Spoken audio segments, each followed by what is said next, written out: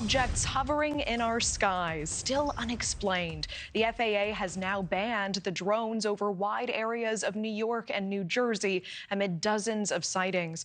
With this move, deadly force can now be used against unmanned aircraft if they pose a, quote, imminent security threat.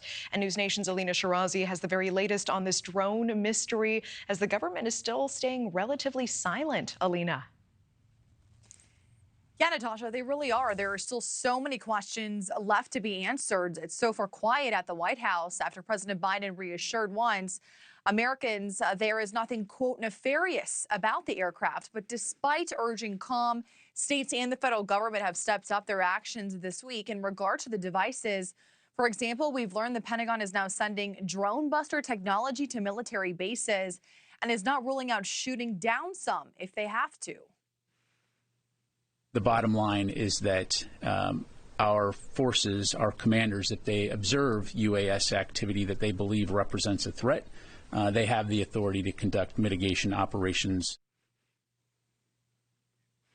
And meanwhile, on Capitol Hill, the House Intelligence Committee held a classified briefing with more than 24 Biden administration officials. Outside those doors, lawmakers telling me they weren't satisfied and that they need more answers. Also, some of them not ruling out a potential threat from foreign adversaries.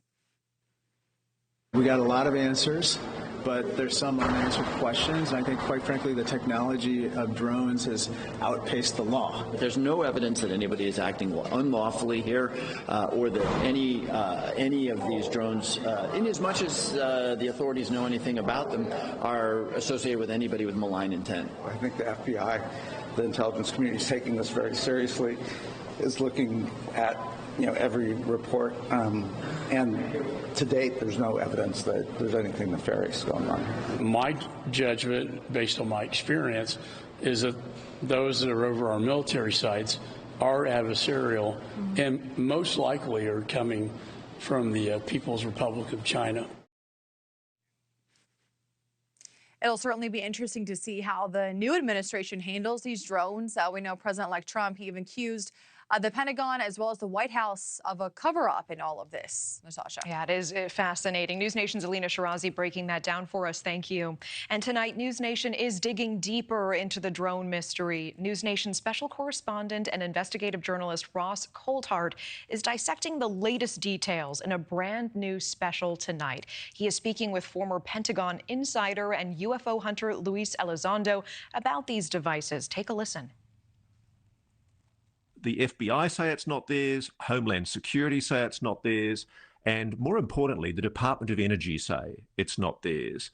We're running out of available agencies. I mean, there's another implication that lies behind this that worries me. Could this be a rogue element of the state? That would be very problematic. I shudder at the thought of that because you're now on very dangerous territory regarding organizations taking unilateral and autonomous control of things in our government, which, from my perspective, that equates to coup d'etat, right? So this would be if this happened, if this is actually what's happening, and there is elements of the rogue state doing this, then, my friend, we've got bigger problems on our hands than drones. And you can watch NewsNation's special report with Ross Coulthard, Drones Over New Jersey, airing tonight at 9 p.m. Eastern, 8 Central. Thanks for watching. Go to joinnn.com to find NewsNation on your screen. And don't forget to click the red subscribe button below to get more of NewsNation's fact-driven, unbiased coverage.